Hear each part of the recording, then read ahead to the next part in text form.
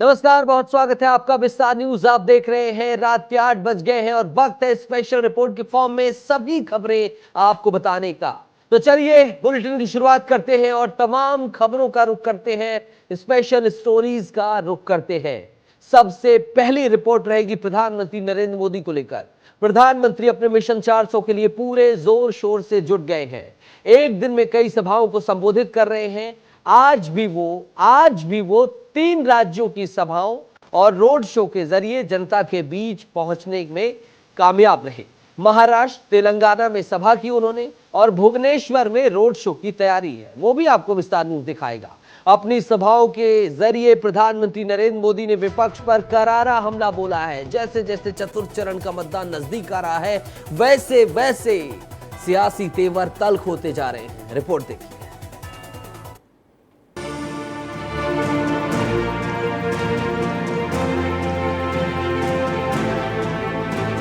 प्रधानमंत्री नरेंद्र मोदी का धुआंधार प्रचार जारी है।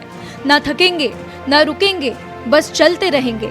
लगता है मोदी इसी मंत्र का पालन कर रहे हैं। सबसे पहले प्रधानमंत्री मोदी महाराष्ट्र के नंदुरबार जिले में एक चुनावी रैली को संबोधित करने पहुंचे, जहां उन्होंने महाअघाड़ी को जमकर कोसा। नकली राकंपा और शिवसेना ने 4 जून के लोकसभा चुनाव परिणामों के बाद कांग्रेस में विलय करने का मन बना लिया है, लेकिन उन्हें इसके बजाय अजीत पवार और एकनाथ शिंदे के साथ मिल जाना चाहिए। तो वो इतने हताश हैं और निराश हो गए हैं कि उनको लगता है कि अगर 4 जून के बाद राजनीतिक जीवन में टिके रहना है तो छोटे छोटे राजनीतिक दलों को कांग्रेस में विलय कर लेना चाहिए। वो इतने हताश और निराश हो गए हैं कि उनको लगता है कि अगर 4 जून के बाद सार्वजनिक जीवन में, राजनीतिक जीवन में अगर टिक के रहना है तो छोटे छोटे राजनीतिक दलों को कांग्रेस में मर्ज हो जाना चाहिए। इसका मतलब ये जो नकली एनसीपी है और ये नकली शिवसेना है, उन्होंने कांग्रेस में मर्जर करने का मन बना लिया है। राहुल गांधी को एक बार फिर प्रधानमंत्री मोदी ने शहजादा कहकर संबोधित किया। उन्होंने पित्रोदा के बहाने राहुल पर जमकर हमला किया। कहा कि कांग्रेस के शहजादे के गुरु अमेरिका में रहते हैं और उन्होंने भारत के लोगों पर रंग भेदी टिप्पणी की है। जिनका रंग भगवान कृष्ण जैसा होता है, कांग्रेस उन्हें अफ्रीकन मानती है। तो राम मंदिर का निर्माण और रामनवमी का उत्सव शहजादे के गुरु को भारत के विचार के खिलाफ लगता है। मोदी ने कांग्रेस के एजेंडे को देश के लिए खतरनाक बताया। ये कांग्रेस के शहजादे के एक गुरु अमेरिका में रहते हैं। उन्होंने भारत के लोगों पर रंग भेदी टिप्पणी की है। रंग के आधार पर भेद, ऐसा गंभीर आरोप लगाया है। अरे जिनका रंग भगवान कृष्ण जैसा होता है, कांग्रेस उन्हें अफ्रीकन मानती है और इसलिए द्रौपदी मुर्मू जी राष्ट्रपति बने, उन्हें ये मंजूर ही नहीं था। आप लोग बताइए, यहां जो भगवान कृष्ण के रंग वाले हैं, क्या वो सब अफ्रीकन है क्या? प्रधानमंत्री मोदी ने शुक्रवार को महाराष्ट्र के नंदुरबार में एक चुनावी जनसभा को संबोधित करते हुए कांग्रेस एवं अन्य विपक्षी दलों पर जमकर निशाना साधा। प्रधानमंत्री मोदी ने शिवसेना यूबीटी के नेता संजय राउत के एक बयान का हवाला देते हुए कहा कि जो लोग मुझे जिंदा गाड़ने की बात कर रहे हैं, वे मुझे मरने के बाद भी नहीं गाड़ सकते। नकली शिवसेना वाले मुझे जिंदा गाड़ने की बात कर रहे हैं। एक तरफ कांग्रेस है जो कहती है मोदी तेरी कब्र खुद देगी, और दूसरी तरफ ये नकली शिवसेना है जो मुझे जिंदा गाड़ने की बात करती है। ये मातृशक्ति मेरा रक्षा कवच है। मुझ पर मातृशक्ति का इतना आशीर्वाद है, ये लोग चाहकर भी मोदी को जीते जी भी और मरने के बाद भी जमीन में नहीं गाड़ पाएंगे। पीएम मोदी यही नहीं रुके, उन्होंने आरक्षण पर बोलते हुए कहा कि ये महाअघाड़ी आरक्षण के लिए महाभक्षण का महाअभियान चला रही है, तो वहीं SC, ST, OBC का आरक्षण बचाने के लिए मोदी आरक्षण के महारक्षण का महायज्ञ कर रहे हैं। पीएम मोदी ने याद दिलाया कि ये कांग्रेस वाले थे जिन्होंने एक आदिवासी बेटी को राष्ट्रपति बनने से रोकने के लिए रात दिन एक कर दिए थे। और मैं गंभीरता से कह रहा हूं, ये महाअघाड़ी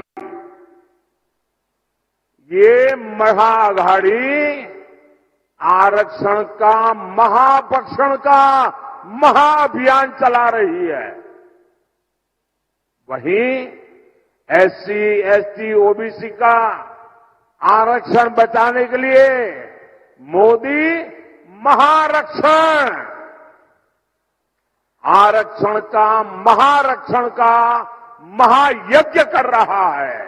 आपको याद रहना चाहिए वो कौन लोग थे जिन्होंने आदिवासी बेटी द्रौपदी मुर्मू जी को राष्ट्रपति का चुनाव हराने के लिए रात दिन एक कर लिए थे, वो कौन थे?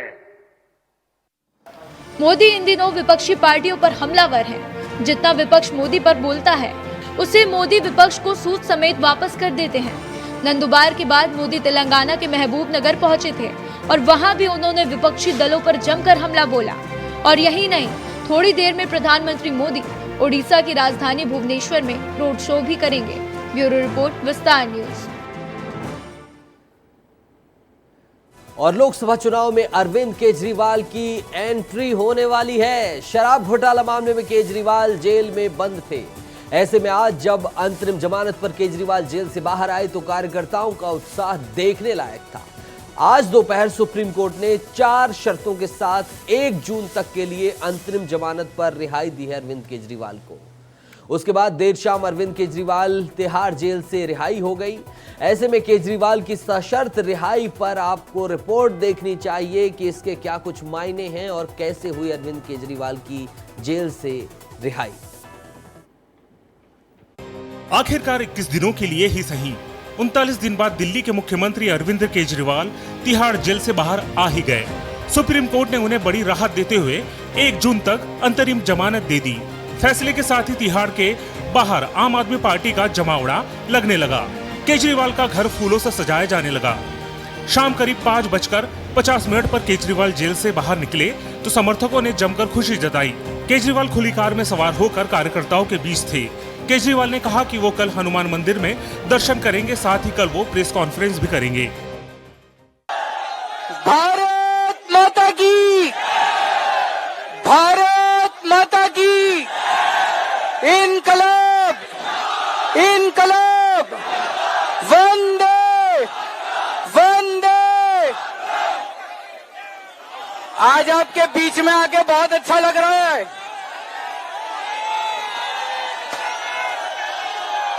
मैंने कहा था ना मैं जल्दी आऊंगा, मैंने कहा था ना जल्दी आऊंगा, आ गया। इलेक्शन में कैंपेन करने की इजाजत दी है।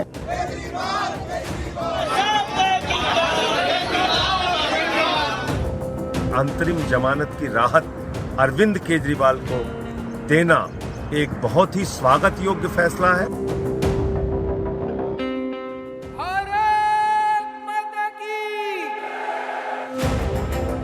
लोकसभा चुनाव के समर में अरविंद केजरीवाल की एंट्री वाकई आम आदमी पार्टी के लिए राहत की खबर है। आज अरविंद केजरीवाल को सुप्रीम कोर्ट से अंतरिम जमानत मिली तो पार्टी के कार्यकर्ताओं में खुशी का माहौल है।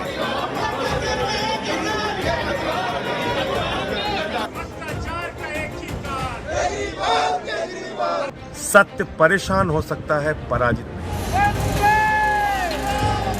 आपको बता दें, दिल्ली एक्साइज पॉलिसी घोटाले से जुड़ी मनी लॉन्ड्रिंग केस में केजरीवाल को सुप्रीम कोर्ट ने 1 जून तक के लिए अंतरिम जमानत दी है। पिछली सुनवाई में कोर्ट ने जिस तरीके से संकेत दिए थे, उससे साफ तौर पर अंतरिम जमानत मिलने का अंदेशा लगाया जा रहा था और हुआ भी वही।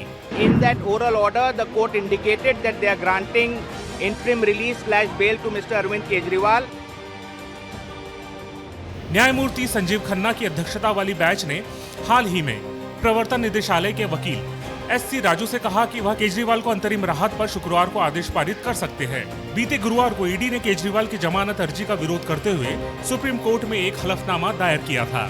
ईडी ने हलफनामे में कहा था कि चुनाव प्रचार करना कोई मौलिक अधिकार नहीं है। ईडी ने कहा था कि केजरीवाल को अगर प्रचार करने के कारण कोई अंतरिम राहत दी जाती है तो इसमें कोई दो राय नहीं है कि जेल में बंद सभी राजनीतिज्ञ यह दावा करते हुए समान राहत की मांग करेंगे कि वे भी इस श्रेणी में आते हैं। ईडी ने बकायदा असम की जेल में बंद खालिस्तानी समर्थक अमृतपाल सिंह का भी हवाला दिया था। वहीं दूसरी ओर ईडी के हलफनामे पर केजरीवाल की लीगल टीम ने कड़ी आपत्ति जताई है। इन सब के बीच राहत भरी खबर केजरीवाल और उनके शुभचिंतकों के लिए ये है कि ईडी की सभी दलीलों को दरकिनार करते हुए अदालत ने केजरीवाल को अंतरिम जमानत दे दी है। एक शॉर्ट मौखिक ऑर्डर कोर्ट ने प्रोनाउंस किया। उसमें कोर्ट ने कहा कि अरविंद केजरीवाल जी को 20 दिन के लिए इंटरिम बेल दी जा रही है 2 जून तक, और कोई कैंपेनिंग के ऊपर कोई रिस्ट्रिक्शन नहीं है। वो क्या कह सकते हैं या क्या नहीं कह सकते हैं, उस पर कोई रिस्ट्रिक्शन इम्पोज नहीं की गई है। जबकि जब ऑर्डर भी प्रोनाउंस किया जा रहा था तब भी ईडी ने रिक्वेस्ट किया कि कोई रिस्ट्रिक्शन डाली जाए, लेकिन कोई रिस्ट्रिक्शन नहीं दी गई है और 2 जून को उन्हें 2 जून तक की ये मोहलत दी गई है इंटरिम बेल की। मैं इस जजमेंट को वेलकम करता हूं, क्योंकि सुप्रीम कोर्ट ने इस चीज का ध्यान रखा है कि जो कोई पॉलिटिकल बड़े लीडर हैं उनको इलेक्शन में कैंपेन करने की इजाजत दी है, क्योंकि ये इस तरीके का नेचर का केस नहीं है कि इस तरीके की पर्सनैलिटी नहीं है कि वो देश छोड़ के ऐसे भाग जाएंगे। आपको बता दें, केजरीवाल को जिन 4 शर्तों पर अंतरिम जमानत मिली, उसमें सबसे पहली शर्त शराब नीति मामले में केजरीवाल खुद की भूमिका पर कोई बयान नहीं देंगे। दूसरी शर्त, शराब नीति केस से जुड़े किसी भी गवाह से बातचीत नहीं करेंगे। तीसरी शर्त, मुख्यमंत्री के ऑफिस और सचिवालय नहीं जाएंगे। चौथी शर्त, सरकारी कामकाज में दखल नहीं देंगे और फाइलों पर हस्ताक्षर नहीं करेंगे। केजरीवाल को अंतरिम जमानत मिलने पर आम आदमी पार्टी के दिग्गजों ने प्रेस कॉन्फ्रेंस करते हुए सुप्रीम कोर्ट का विशेष आभार जताया। आम आदमी पार्टी के प्रेस कॉन्फ्रेंस में लोकतंत्र के इस मजबूत स्तंभ यानी कि न्यायिक व्यवस्था के तरीके में कसीदे गढ़ते हुए केंद्र सरकार पर तानाशाही का भी आरोप लगाया। लोकतंत्र के जो अलग अलग स्तंभ बने, आज भी इस तानाशाही के अंधकार युग में भी अपनी भूमिका को निभाए हैं। इसके लिए तहे दिल से बहुत बहुत शुक्रिया। ये सत्य की जीत हुई है, क्योंकि जिस तरह से बिना किसी सबूत के, बिना किसी FIR के, जिस तरह से अचानक उठा करके मुख्यमंत्री जी को जेल में डाला गया, आज सुप्रीम कोर्ट के अंतरिम बेल मिलने से एक बात साबित हुई है कि आज सत्य की जीत हुई है और लोगों में एक उम्मीद की किरण बंधी है। आज इस देश में एक तानाशाही की सरकार है, एक सरकार जो विपक्ष को खत्म करने की कोशिश कर रही है, एक सरकार जो लोकतंत्र को खत्म करने की कोशिश कर रही है और एक सरकार जो आज देश के संविधान को खत्म करने की कोशिश कर रही है। लेकिन इस तानाशाही का अंत होगा और 2024 के ही इस चुनाव में होगा। और मैं एक बार फिर सुप्रीम कोर्ट का धन्यवाद करना चाहती हूं। कांग्रेस नेता राजू शुक्ला और कुछ दिनों पहले शराब घोटाले केस में जेल से बाहर आए संजय सिंह ने भी केजरीवाल की अंतरिम जमानत पर खुशी जताई और सुप्रीम कोर्ट के इस फैसले का स्वागत किया। बहुत अच्छा निर्णय सुप्रीम कोर्ट का है और मुझे लगता है कि लोकतंत्र के लिए निर्णय बहुत जरूरी था और अब वो निकलेंगे और अपनी बात जनता से कहेंगे और इसका जनमत का जो फैसला होगा उसका सब लोग स्वागत करेंगे। जैन साथियों, सत्य परेशान हो सकता है, पराजित नहीं। आज माननीय सर्वोच्च न्यायालय का ऐतिहासिक फैसला आया।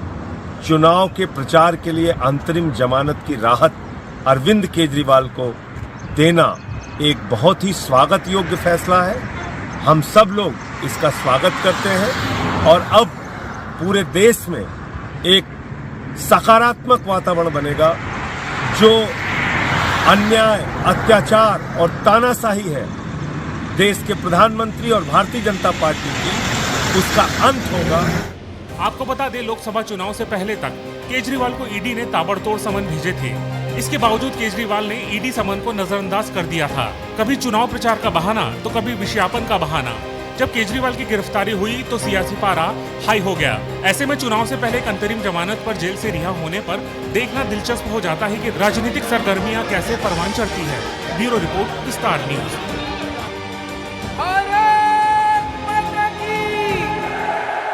मणिशंकर अय्यर, एक ऐसा नाम जिसकी चर्चा कई बार विवादों में खूब रही है, जमकर रही है। मणिशंकर अय्यर का एक ताजा क्लिप सोशल मीडिया पर जमकर वायरल हुआ, जहां उनका पाकिस्तान प्रेम साफ तौर पर दिखाई दिया।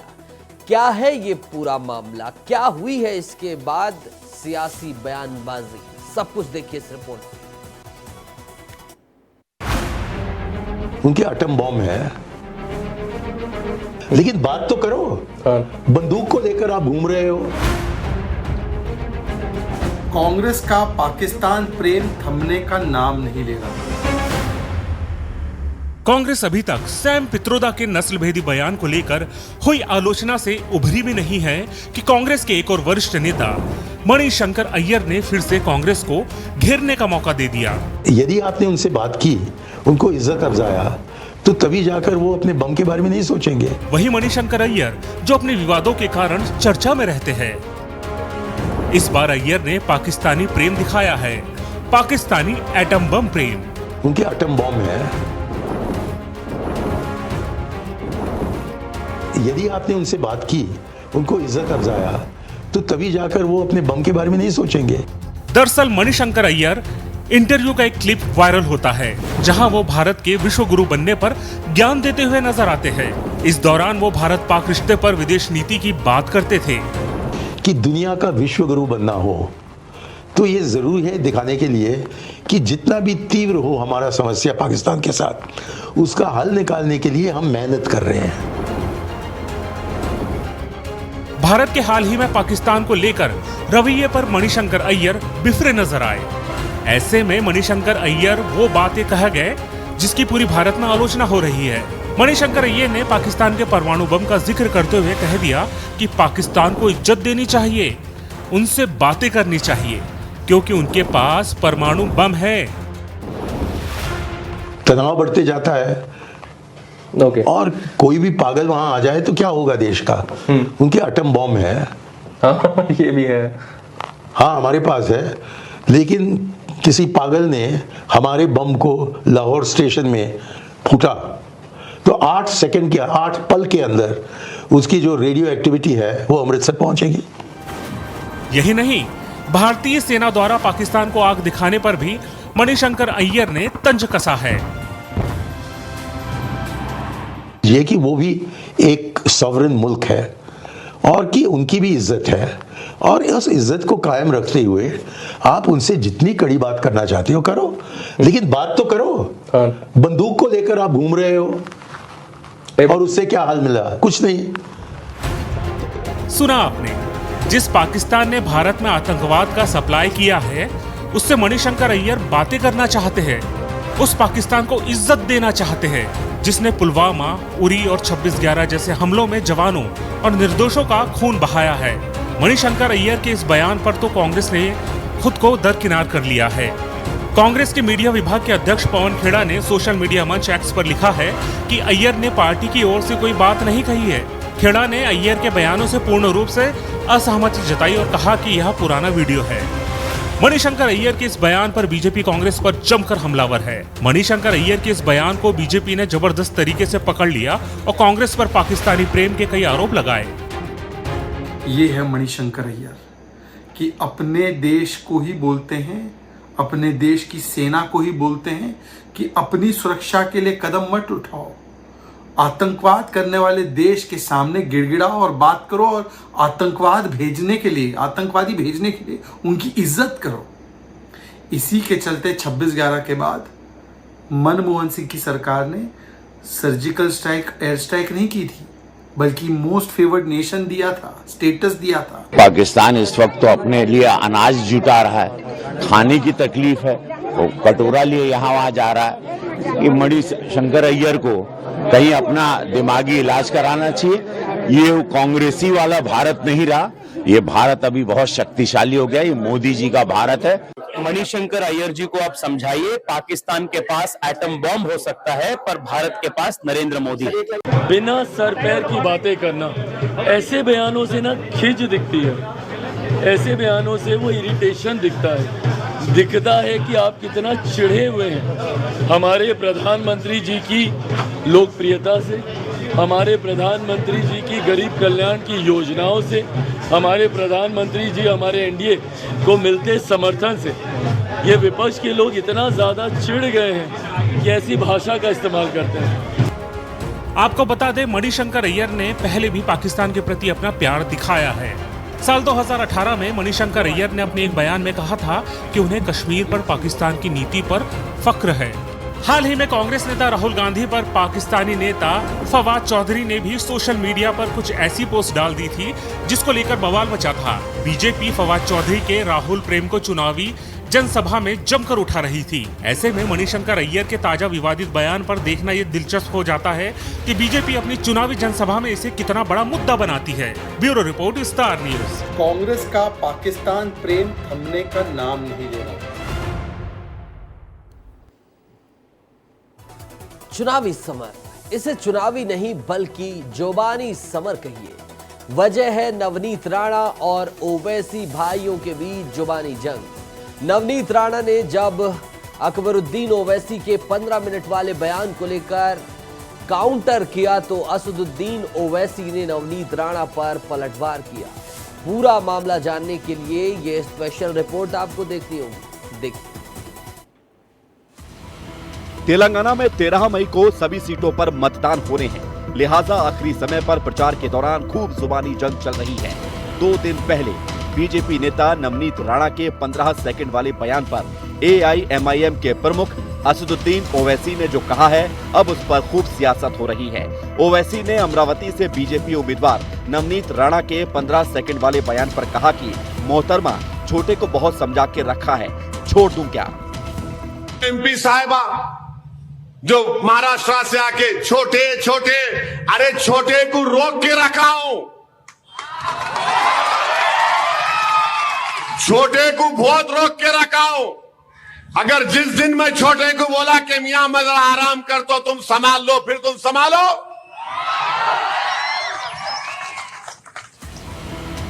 बारामती से निर्दलीय सांसद और इस बार भाजपा के टिकट पर चुनाव लड़ रही नवनीत राणा के खिलाफ हैदराबाद में एफआईआर भी दर्ज हो चुकी है। अब आप ये भी सुनिए कि आखिर किस बयान पर बड़े मियां असदुद्दीन ओवैसी भड़क गए हैं। वो छोटा भाई बड़ा भाई ना, छोटा और बड़ा। छोटा बोलता है कि पुलिस को 15 मिनट हटा दो, तो हम दिखाएंगे बोले कि क्या कर सकते हैं। छोटे को मेरा कहना है तेरे को 15 मिनट लगेंगे छोटे, और हमको सिर्फ 15 सेकंड लगेंगे। 15 सेकंड पुलिस को हटाया, 15 सेकंड अगर पुलिस को हटाया तो छोटे को बड़े को ये पता नहीं लगा कहां से आया और कहां को गया। सिर्फ 15 सेकंड लगेंगे हमको।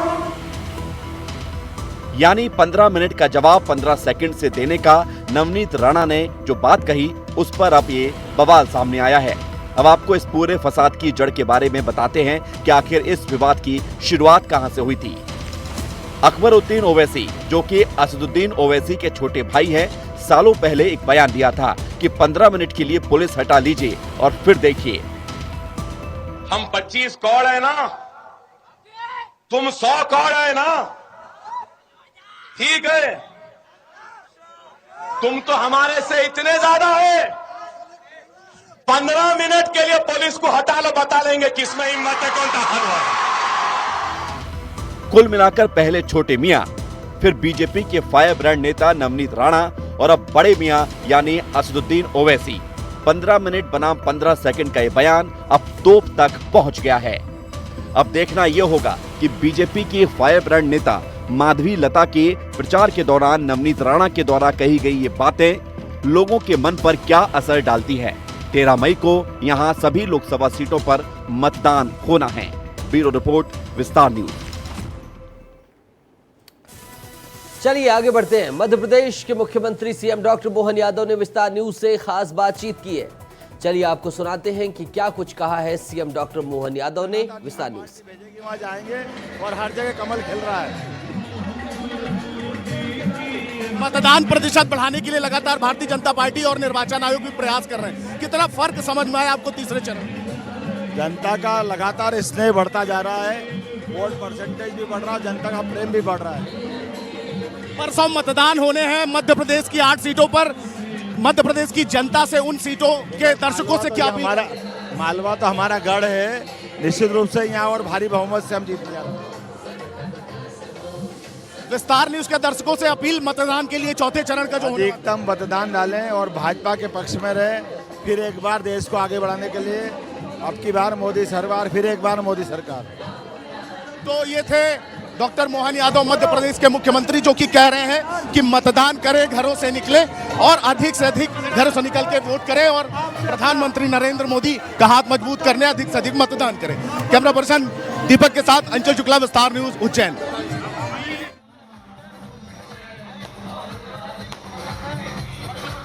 तस्वीरें यहीं से साक्षात्कार आया था और ये वही रथ है जो आप देख रहे हैं। अंचल शुक्ला हमारे सहयोगी डटे हुए हैं उज्जैन में।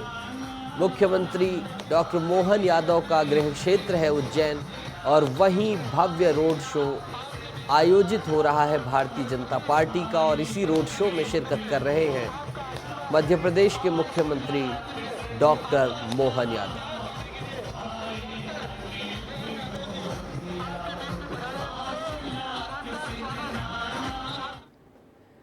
इस रोड शो में बीजेपी का रथ आगे बढ़ रहा है और बुलेटिन में खबरों का रथ हम बढ़ा रहे हैं। इधर मोदी तो उधर इंडी गठबंधन का आक्रामक चुनाव प्रचार जारी है। राहुल गांधी, अखिलेश यादव और आम आदमी पार्टी के संजय सिंह एक मंच पर दिखाई दिए। इन नेताओं ने मोदी सरकार और बीजेपी पर जमकर हमले भी बोले। वहीं 6 तारीख से रायबरेली में टिकी प्रियंका गांधी अमेठी में लोगों से मेल मुलाकात भी कर रही हैं। तो उत्तर प्रदेश के सियासी संग्राम पर इस रिपोर्ट को देखिए।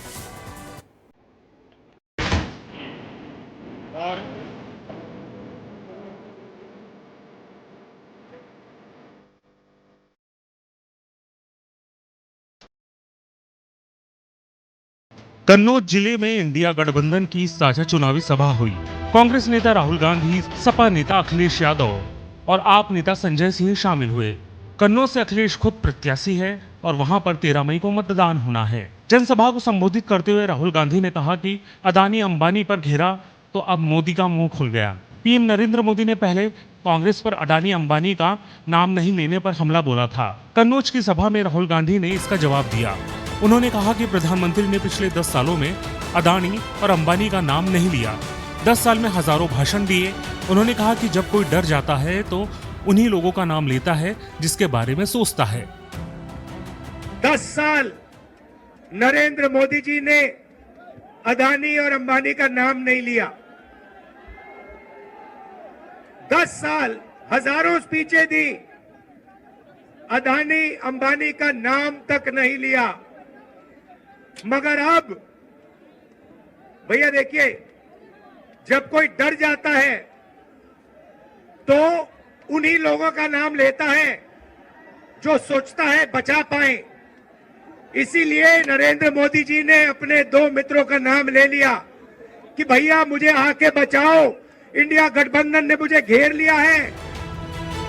वहीं राहुल गांधी ने यूपी में विपक्ष की जीत का दावा करते हुए कहा कि प्रदेश में विपक्षी गठबंधन का तूफान आ गया है। इंडिया में तूफान में भाजपा उड़ने वाली है। यूपी में भारतीय जनता पार्टी को सबसे बड़ी हार का सामना करना पड़ने वाला है। राहुल गांधी ने कहा कि लिख के ले लो, देश में भाजपा की सबसे बड़ी हार यूपी में होने वाली है। राहुल गांधी ने कन्नौज के मंच से दावा किया कि इस बार नरेंद्र मोदी प्रधानमंत्री नहीं बनेंगे। राहुल गांधी ने कहा कि पिछले 2 सालों से हम अखिलेश यादव के साथ मिलकर काम कर रहे थे। हमने यह सुनिश्चित किया है कि फिर से भाजपा सत्ता में न आए। आप मेरी गारंटी ले लो, इस बार मोदी देश के प्रधानमंत्री नहीं बनेंगे। 2024 4 जून नरेंद्र मोदी हिंदुस्तान के प्रधानमंत्री नहीं रहेंगे। आप लिख के ले लो, आप लिख के ले लो, नरेंद्र मोदी जी हिंदुस्तान के प्रधानमंत्री नहीं बन सकते हैं। हमने जो करना था, जो काम, जो मेहनत करनी थी, हमने कर दी है। अब आप देखना, उत्तर प्रदेश में हमारे गठबंधन को 50 से कम एक सीट नहीं मिलने वाली है। अखिलेश यादव ने भी बीजेपी पर जमकर हमला बोला। उन्होंने कहा कि अब 4 चरण बचे हैं और हमें 4 कदम और चलना है। इसके बाद बीजेपी की हार होकर रहेगी और इन 4 चरणों के बाद बीजेपी पूरी तरह से सत्ता से चली जाएगी।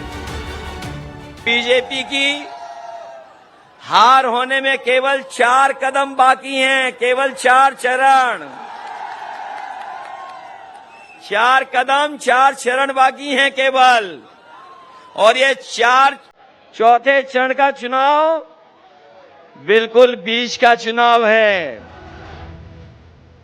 ये लोग स्कूल, अस्पताल, बिजली, सड़क नहीं बनाना चाहते हैं। मोदी जी कहते थे गांव में कब्रिस्तान है, शमशान भी होना चाहिए।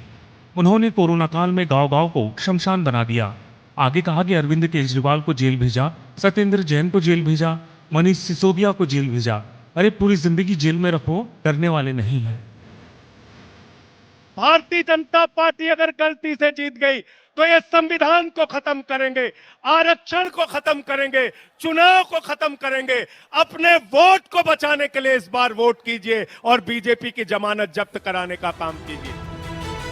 उधर जब से यानी राहुल गांधी 3 मई को नामांकन भरने के बाद से रायबरेली नहीं आए हैं और 6 मई से प्रियंका रायबरेली में डेरा डाले हुए थी, तो 2 दिन में 41 नुक्कड़ सभाएं, जनसंपर्क और कार्यकर्ताओं के साथ मैराथन बैठकों में व्यस्तता के बाद आज प्रियंका गांधी ने अमेठी में मोर्चा संभाला।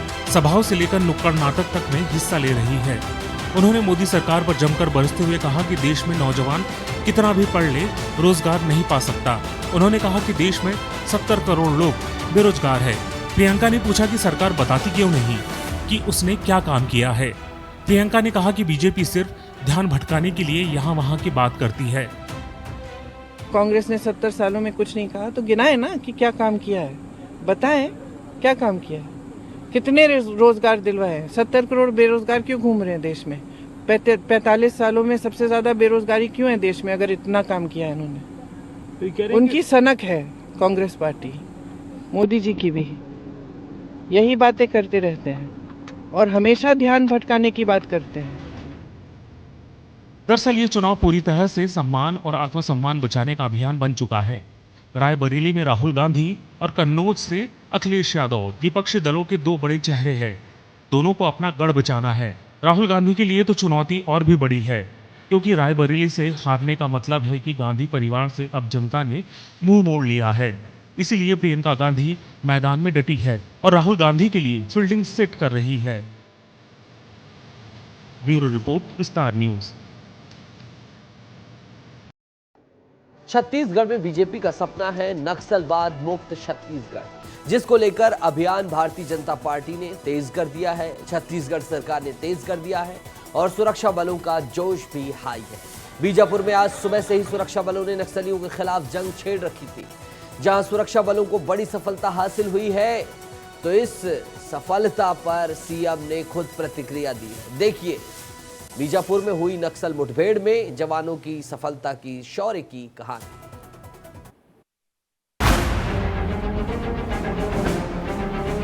छत्तीसगढ़ से आतंकवाद का पूरा सफाया, ये बीजेपी सरकार का लक्ष्य है। तभी तो गृह मंत्री अमित शाह लोकसभा चुनाव की चुनावी जनसभा में इस बात का जिक्र कई बार कर चुके हैं।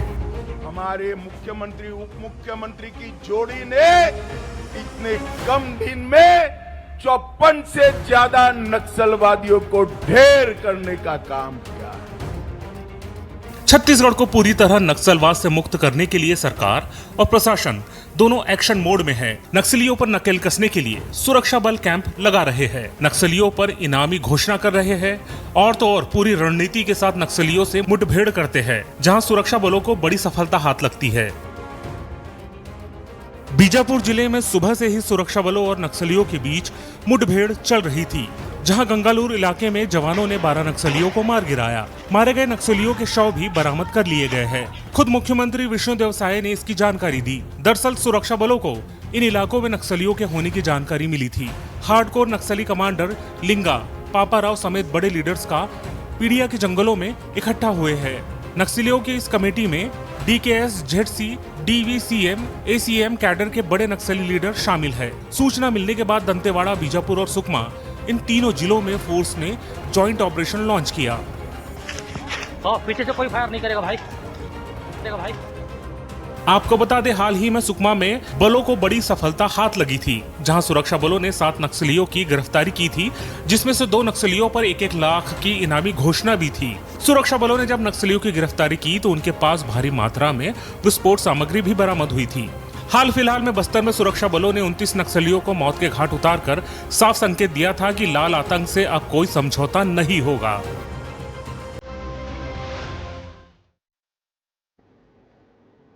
छत्तीसगढ़ में लोकसभा चुनाव संपन्न हो गए हैं। अब छत्तीसगढ़ के नेताओं की ड्यूटी दूसरे राज्यों में लगाई जा रही है। मुख्यमंत्री विष्णुदेव साय उड़ीसा और झारखंड के दौरे पर रहे हैं, तो वहीं उप मुख्यमंत्री अरुण साव पिछले 3 दिनों से ओडिशा में ही ताबड़तोड़ प्रचार प्रसार कर रहे हैं। सीएम विष्णुदेव साय और उप मुख्यमंत्री अरुण साव को ओडिशा भेजने के पीछे क्या समीकरण है, क्या कुछ है कहानी, जरा देखिए इस रिपोर्ट।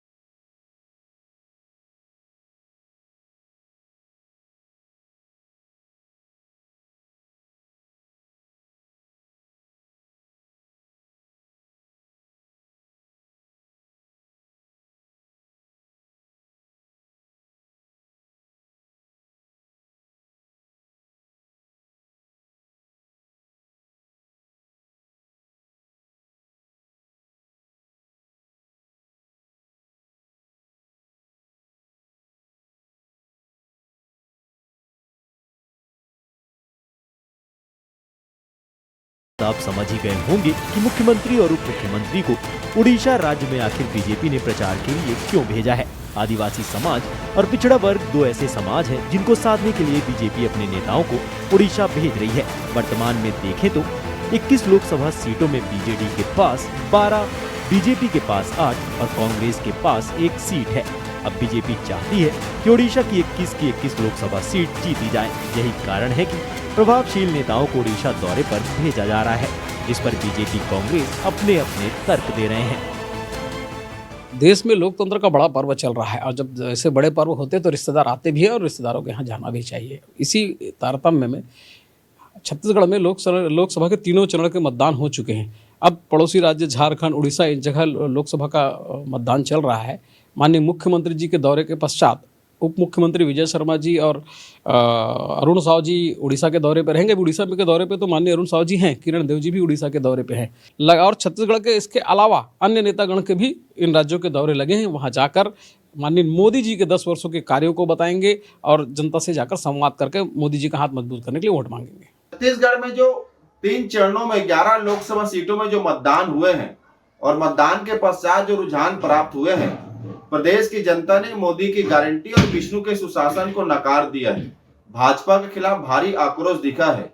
जब भाजपा के नेताओं की छत्तीसगढ़ में ही नहीं चली, छत्तीसगढ़ की जनता सुनना पसंद नहीं की, तो झारखंड और उड़ीसा जाएंगे, वहां भी भाजपा को ही नुकसान करेंगे। बहरहाल भाजपा हर चुनाव में नई नई रणनीति के साथ मैदान में उतरती है, लेकिन आदिवासी वर्ग को साधने का बीजेपी का ये प्रयास कितना कारगर साबित होगा, बीजेपी बीजेडी को पीछे छोड़ने में सफल होगी या नहीं, मुख्यमंत्री विष्णुदेव साय और उप मुख्यमंत्री अरुण साव वोटर्स को साधने में सफल होंगे या नहीं, इन तमाम सवालों के जवाब तो फिलहाल 4 जून को ही मिलेंगे। खोमन साहू, विस्तार न्यूज। काशी में प्रधानमंत्री नरेंद्र मोदी बतौर लोकसभा प्रत्याशी नामांकन भरने वाले हैं। इससे पहले काशी के घाटों पर रोज ड्रोन शो के जरिए मोदी सरकार के कामों को जनता के बीच बताया जा रहा है। इसकी बड़ी खूबसूरत तस्वीरें भी सामने आ रही हैं। हम आपको विस्तार न्यूज पर उन तस्वीरों को साझा कर रहे हैं। हमारे रेजिडेंट एडिटर आदर्श सिंह काशी से ड्रोन शो का जायजा ले रहे हैं। तमाम चीजें देखिए इस रिपोर्ट। कैसे वाराणसी में दशाश्वमेध घाट पर लगातार गंगा आरती के बाद ड्रोन शो आयोजित किया जा रहा है और ये तस्वीरें आपको हम दूसरे दिन भी दिखा रहे हैं। तस्वीरों में आप देखिए एक ड्रोन शो का आयोजन एक बार फिर से किया गया है। करीब 1000 से ज्यादा ड्रोन्स के साथ यहाँ पर अलग अलग कलाकृतियां जो हैं वो बनाई जा रही हैं। दशाश्वमेध घाट की ये तस्वीर है। तस्वीरों में आप देखिए तो हर व्यक्ति जो यहाँ पर मौजूद है वो चाहता है कि इस तस्वीर को, इस याद को अपने फोन में, अपनी यादों में, कैमरों में कैद कर लें और इसीलिए यहाँ पर बड़ी संख्या में जो लोग हैं वो इकट्ठा हैं। दशाश्वमेध घाट पर प्रसिद्ध गंगा आरती के बाद करीब 15 मिनट तक चलने वाला ये ड्रोन शो जो है वो लगातार फिल्माया जा रहा है। एक बार मैं अपने सहयोगी दुर्गेश से कहूंगा कि आपको वो तस्वीर दिखाएं, क्योंकि यहाँ पर जो लोग हैं वो सिर्फ और सिर्फ इस ड्रोन शो को और गंगा आरती को देखने के लिए पहुंचे हुए हैं। तस्वीरों में अगर आप देखें तो यहाँ पर अलग अलग कलाकृतियाँ करीब 1000 से ज़्यादा ड्रोन्स को मिलाकर उनके साथ की जा रही हैं। अगर आप देखें तो यहाँ पर अभी एक और कलाकृति बनाई जा रही है। हाथ जोड़कर नमस्ते करने की जो संस्कृति बनारस की रही है वो संस्कृति यहाँ पर फिल्माई जा रही है और ऐसी ही कई सारी कलाकृतियाँ जो हैं यहाँ पर बनाई जाएंगी। बताया जा रहा है कि इसमें ना सिर्फ पिछले 10 सालों में बीजेपी ने क्या कुछ किया है उसके बारे में बताया जाएगा, बल्कि इसके साथ साथ काशी या बनारस की जो संस्कृति है, वो जो परंपरा रही है, उसके बारे में फिल्माया और दर्शाया जाएगा। तो कहीं ना कहीं ये भी कह सकते हैं कि एक तरीके का पहला जो प्रचार का तरीका है, बीजेपी ने एक आधुनिक और मॉडर्न तरीका अपनाया है, जिसमें ना सिर्फ बनारस में काशी की संस्कृति, देश की संस्कृति के बारे में बताया जाएगा, बल्कि इसके साथ साथ क्या कुछ बीजेपी ने पिछले 10 सालों में किया है इस बात का भी जिक्र किया जाएगा। कैमरामैन दुर्गेश साहू के साथ आदर्श सिंह, विस्तार न्यूज, वाराणसी। छत्तीसगढ़ के बिलासपुर में विस्तार न्यूज की खबर का बड़ा असर हुआ है। जल जीवन मिशन के तहत हुई लापरवाही में पीएचई के चीफ इंजीनियर संजय सिंह ने बिलासपुर के अलावा जांजगीर के एग्जीक्यूटिव इंजीनियर से जांच रिपोर्ट मांगी है। विस्तार न्यूज की खबर को संज्ञान में लेकर उन्होंने दोनों जगहों के ईई से इस बात को लेकर जवाब पेश करने की बात कही है। विस्तार न्यूज ने ग्राउंड पर जाकर जल जीवन मिशन योजना की रिपोर्ट प्रमुखता से दिखाई थी, जिसमें बिलासपुर रतनपुर रोड पर कुछ गांव में गर्मी के दौरान पेयजल की समस्या को प्रमुखता से दिखाया गया था, जिसके बाद चीफ इंजीनियर संजय सिंह ने शक्ति में पीएचई विभाग और बिलासपुर में पीएचई विभाग में पत्राचार किया था। जवाब में विस्तार न्यूज की बात का जिक्र करते हुए सख्ती से एक रिपोर्ट भेजी गई है, जिसमें बताया गया है कि तुषार गांव में कुछ किलोमीटर पाइपलाइन फिलहाल नहीं बिछी है, जिसके कारण पानी की समस्या है। वहीं बिलासपुर और रतनपुर के आसपास की समस्याओं पर जल्द ही जांच रिपोर्ट आने की बात भी कही जा रही है। चीफ इंजीनियर संजय सिंह का कहना है कि वह किसी भी स्तर पर अधिकारियों के काम की लापरवाही बर्दाश्त नहीं करेंगे। जिम्मेदार और ठेकेदार दोनों से ही सवाल जवाब किए जाएंगे। कुछ गांव में स्रोत की समस्या थी, स्रोत सारे कार्य हो चुके हैं और स्रोत उपलब्ध ना होने के कारण योजना हमारी नहीं चल पा रही। ऐसी चीज़ें हमारे संज्ञान में आई हैं। इसके लिए विभाग से नलकूप खनन करने का टारगेट मिल गया है, किंतु चूँकि अभी आचार संहिता लागू है तो आचार संहिता जैसे ही खत्म होगी उन स्रोतों में, उन जगहों पे हम ट्यूबवेल करके योजना को तत्काल चालू करेंगे। अनूप चंद त्रिलोक चंद ज्वेलर्स में अक्षय तृतीया के शुभ मौके पर लोगों की भारी भीड़ देखने को मिली। साथ ही साथ शादियों के सीजन को देखते हुए भी खरीदारों को बम्पर ऑफर दिए जा रहे हैं, जिसमें 150 ग्राम सोने की खरीदी करने पर 50,000 की छूट और 100 ग्राम में 25,000 रुपए तक की छूट का लाभ ग्राहकों को मिल रहा है। तो अनूप चंद त्रिलोक चंद ज्वेलर्स में बम्पर ऑफर की खबर है और बम्पर ऑफर दिए जा रहे हैं। अनूप चंद त्रिलोक चंद ज्वेलर्स अपने सोने, चांदी और डायमंड की अलग अलग यूनिक डिजाइन्स के लिए जाना जाता है, जिसके चलते ग्राहकों को 65 सालों से भी ज्यादा समय से इस पर अटूट विश्वास है। अक्षय तृतीया के दिन अनूप चंद त्रिलोक चंद में एक खास ऑफर चल रहा है, क्योंकि अभी शादी है आगे जुलाई में और फिर उसके आगे मुहूर्त है, तो लोगों को उत्साह है, क्योंकि सोना ऑलरेडी बहुत महंगा हो चुका है, तो लोगों को बेनिफिट होगा तो वो और अच्छा होगा। तो ये देखते हुए हमने शादियों की जेवर में 150 ग्राम में जैसे 50,000 की छूट दी है, 100 ग्राम में 25,000 और ऐसे हर 30 ग्राम में 5,000। तो कम से कम एक ग्राहक जो खरीदी करना चाहता है उसको कुछ बेनिफिट हो। तो ये देखते हुए अक्षय तृतीया खास मतलब लोगों की शादी खरीदी शुरुआत भी होती है, तो ये देखते हुए हमने ये ऑफ़र किया है। पहले भी आए हुए हैं, यहीं के रहने वाले हैं, ये सब बाहर से आए, यूपी से आए हैं और बहुत अच्छा कलेक्शन है यहाँ, हमेशा लेते रहते हैं अपन।